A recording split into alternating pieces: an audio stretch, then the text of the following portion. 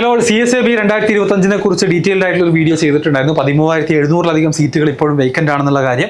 അതിൽ തന്നെ നമ്മുടെ NIT കാലിക്കറ്റിൽ ടോട്ടൽ 177 സീറ്റുകളാണ് വേക്കൻ്റ് ആയി കിടക്കുന്നത്. ഏകദേശം 1150ഓളം സീറ്റുകളാണ് ഓരോ വർഷത്തെയും BTech UG പ്രോഗ്രാമുകളിലേക്ക് ടോട്ടലി അവൈലബിൾ ആയിട്ടുള്ളത്. അതിൽ 177 സീറ്റുകൾ വേക്കൻ്റ് ആയി കിടക്കുകയാണ്. അതിൽ തന്നെ ഹോം സ്റ്റേറ്റിൽ നോക്കിക്കഴിഞ്ഞാൽ 83 സീറ്റുകളും അതർ സ്റ്റേറ്റിലുള്ള കുട്ടികൾക്ക് അവൈൽ ചെയ്യാവുന്ന 94 സീറ്റുകളും അതിൽ ബാക്കിയാണ്. ആൻഡ് ടോട്ടലി നോക്കുകയാണെങ്കിൽ ഫീമെയിൽ ഓൺലി, ഗേൾസിന് മാത്രം അഡ്മിഷൻസ് എടുക്കാവുന്ന 43 സീറ്റുകളും ഇപ്പോഴും വേക്കൻ്റ് ആണ്. അപ്പോൾ ഇത് നിങ്ങൾ നല്ലൊരു ഓപ്പർച്യൂണിറ്റിയാണ്. നല്ല ഇന്ത്യയിൽ തന്നെ ടോപ്പ് 5 NITകളിൽ ഒന്നാണ് NIT കാലിക്കറ്റ്. അതിൽ ജോയിൻ ചെയ്യാൻ ആഗ്രഹിക്കുന്ന അല്ലെങ്കിൽ ഡ്രീം ചെയ്യുന്ന കുട്ടികൾ ഇപ്പോഴും നിങ്ങൾ വിചാരിച്ച ജോസ 6 റൗണ്ടിലും അഡ്മിഷൻസ് കിട്ടിയിട്ടില്ല എന്നുണ്ടെങ്കിൽ തീർച്ചയായിട്ടും ഈ സീറ്റുകൾ നിങ്ങൾക്ക് ട്രൈ ചെയ്യാവുന്നതാണ്. അപ്പോൾ NIT കാലിക്കറ്റിലെ സീറ്റ് വേക്കൻ്റ് ആയിട്ടുള്ള സീറ്റുകളെ കുറിച്ചുള്ള ചെറിയൊരു വീഡിയോ ആണത്. ഏതൊക്കെ ബ്രാഞ്ചിൽ എത്ര സീറ്റുകൾ ബാക്കിയുണ്ട് എന്നുള്ളതാണ് ഞാൻ സംസാരിക്കാൻ പോകുന്നത്. അപ്പോൾ അത് കണ്ടുകൊണ്ട് നിങ്ങൾക്ക് നിങ്ങളുടെ ചോയ്സ് ഫില്ലിങ്ങിന് ഡെഫിനറ്റ്ലി എന്തെയും ഹെൽപ്ഫുൾ ആകും എന്നുള്ളത് ഓർക്കുക. അപ്പോൾ ഇതാണ് നമ്മുടെ ബ്രാഞ്ച് വൈസ് വേക്കൻസീസ്. ഓരോ ബ്രാഞ്ചിലുള്ള വേക്കൻസീസ് ബയോടെക്നോളജിയിൽ 12 സീറ്റാണ് ടോട്ടലി ബാക്കിയുള്ളത്. കെമിക്കൽ എഞ്ചിനീയറിംഗിൽ 12 ആണ്. സിവിൽ എഞ്ചിനീയറിംഗിൽ 34 സീറ്റാണ് ടോട്ടൽ NIT കാലിക്കറ്റിൽ വേക്കൻ്റ് ആയിട്ടുള്ളത്. ഈ 6 റൗണ്ട് ഓഫ് അലോട്ട്മെന്റ് കഴിഞ്ഞപ്പോൾ ഇത് 3 റൗണ്ട് ഓഫ് CSABയും കൂടെ കഴിയുന്നതോടുകൂടി ഏകദേശം എല്ലാം എന്ത് ചെയ്യാറുണ്ട്, എല്ലാ വർഷവും ഫില്ല് ആവാറുണ്ട്. കമ്പ്യൂട്ടർ സയൻസിൽ 18 സീറ്റ് ഉണ്ട്. ഇലക്ട്രോണിക്സ് ആൻഡ് കമ്മ്യൂണിക്കേഷൻസ് അതിൽ 20 ആണ്. എഞ്ചിനീയറിംഗ് ഫിസിക്സിൽ 8 എണ്ണം. മെറ്റീരിയൽ സയൻസ് ആൻഡ് എഞ്ചിനീയറിംഗിൽ 7 സീറ്റ് ബാക്കിയുണ്ട്. മെക്കാനിക്കൽ എഞ്ചിനീയറിംഗ് 21 സീറ്റുകൾ ബാക്കിയുണ്ട്. ഇലക്ട്രിക്കൽ ആൻഡ് ഇലക്ട്രോണിക്സിൽ 16 ഉണ്ട്. പ്രൊഡക്ഷൻ 11. എനർജി എഞ്ചിനീയറിംഗ് എന്ന് പറയുന്ന പുതിയ ബ്രാഞ്ചിൽ 12 സീറ്റുകൾ ബാക്കിയുണ്ട്. ആർക്കിടെക്ചറിന്റെ കോഴ്സിലും 6 സീറ്റ് ബാക്കിയുണ്ട്.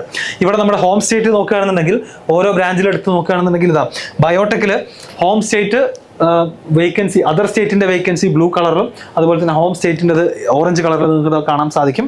ബയോടെക്കിൽ 5 സീറ്റുകളാണ് നമ്മുടെ കേരളത്തിലുള്ള കുട്ടികൾക്ക് ഉള്ളത്.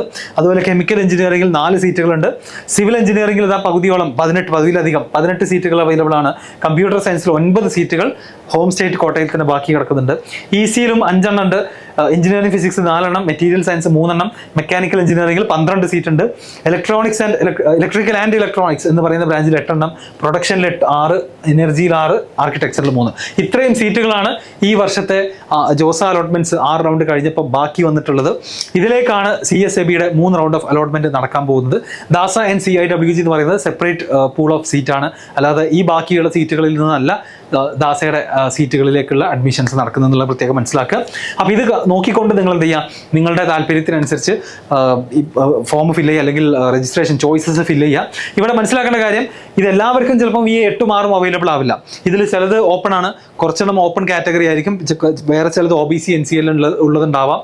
ഫീമെയിൽ ഓൺലി സീറ്റുകൾ ഉണ്ടാവാം. SC ST കാറ്റഗറിയിലുള്ള കുട്ടികൾക്കുള്ള സീറ്റുകൾ ഉണ്ടാവാം. അപ്പോൾ ആ കാറ്റഗറിയിലുള്ള വേക്കൻറ്റ് സീറ്റുകളിലേക്ക് ആ കാറ്റഗറിയിലുള്ള കുട്ടികൾക്ക് മാത്രമേ എന്ത് ചെയ്യാൻ കഴിയുള്ളൂ, അപ്ലൈ ചെയ്യാൻ സാധിക്കുകയുള്ളൂ. പക്ഷേ ഓപ്പൺ കാറ്റഗറിയിൽ തന്നെ, ജെൻഡർ ന്യൂട്രൽ ആയിട്ടുള്ള ഓപ്പൺ കാറ്റഗറിയിൽ തന്നെ ഒരുപാട് സീറ്റുകൾ ആക്ച്വലി ഈ ബ്രാഞ്ചുകളിലെല്ലാം ഉണ്ട്. ഓക്കെ, അത് ഏതൊക്കെയാണെന്ന് നോക്കാനുള്ള കംപ്ലീറ്റ് PDF നമ്മുടെ CSABയുടെ വെബ്സൈറ്റിൽ അവൈലബിൾ ആണ്. അത് നോക്കിക്കൊണ്ട് നിങ്ങൾക്ക് എന്ത് ചെയ്യാം, നിങ്ങളുടെ ചോയ്സസ് ഫില്ല് ചെയ്യാം. NIT കാലിക്കറ്റ് എന്ന് പറയുന്നത് ഒരുപാട് കുട്ടികളുടെ ഡ്രീം തന്നെയാണ്. അതിൽ 6ാമത്തെ റൗണ്ടിൽ പോലും കോളേജ് കിട്ടിയിട്ടില്ല എന്ന് സങ്കടപ്പെട്ടിരിക്കുകയാണ്. കട്ട് ഓഫിൻ്റെ തൊട്ട് താഴെയൊക്കെയാണ് നിങ്ങളുടെ റാങ്ക് എന്നുണ്ടെങ്കിൽ ധൈര്യമായിട്ട് നിങ്ങൾക്ക് എന്ത് ചെയ്യാം, അപ്ലൈ ചെയ്യാം. അത് സീറ്റ് കിട്ടിക്കഴിഞ്ഞാൽ മാത്രമാണ് വലിയൊരു എമൗണ്ട് നമ്മൾ എന്ത് ചെയ്യണം, സീറ്റ് അക്സെപ്റ്റൻസ് ഫീ ആയിട്ട് അടക്കേണ്ടതുള്ളൂ. ഈ ഒരു പ്രോസസ്സിൽ പങ്കെടുത്ത് സീറ്റ് കിട്ടിക്കഴിഞ്ഞാൽ നമ്മൾ എന്ത് ചെയ്യണം, ആ ഒരു എമൗണ്ട് നമ്മൾ തീർച്ചയായിട്ടും അടക്കേണ്ടതായിട്ടുണ്ട്. ഇനി ഇൻ കേസ് ഭാവിയിൽ നിങ്ങളത് സീറ്റ് ഒഴിവാക്കുകയാണ്, 3ാമത്തെ റൗണ്ടിലൊക്കെ ആ സീറ്റ് വേണ്ടെന്ന് വെച്ച് കഴിഞ്ഞാൽ ഒരു ചെറിയൊരു എമൗണ്ട്, ഒരു പ്രോസസ്സിംഗ് ഫീ പോലെ മാത്രമാണ് നഷ്ടപ്പെടുക. ബാക്കി നമുക്ക് തിരിച്ച് കിട്ടുകയും ചെയ്യും. ഇനി അഥവാ ജോയിൻ ചെയ്യുന്നില്ല എന്നുണ്ടെങ്കിൽ ഈ പറഞ്ഞ കാര്യങ്ങളെല്ലാം സമയത്ത് തന്നെ കംപ്ലീറ്റ് ചെയ്യണം. ഓഗസ്റ്റ് 7-നാണ് ഫസ്റ്റ് റൗണ്ട് ഓഫ് അലോട്ട്മെന്റ് വരുന്നത്. ഓഗസ്റ്റ് അതിന് മുന്നായിട്ട് എന്ത് ചെയ്യണം, നിങ്ങളുടെ ചോയ്സസ് എല്ലാം ലോക്ക് ചെയ്യണം. അപ്പോൾ ആ ഡേറ്റ് ഷെഡ്യൂളും നോക്കിക്കൊണ്ട് എന്ത് ചെയ്യുക, പെട്ടെന്ന് തന്നെ കാര്യങ്ങൾ പ്രൊസീഡ് ചെയ്യുക. എന്തെങ്കിലും സംശയം ഉണ്ടെന്നുണ്ടെങ്കിൽ വീഡിയോയിൽ താഴെ ചോദിക്കാൻ മറക്കണ്ട.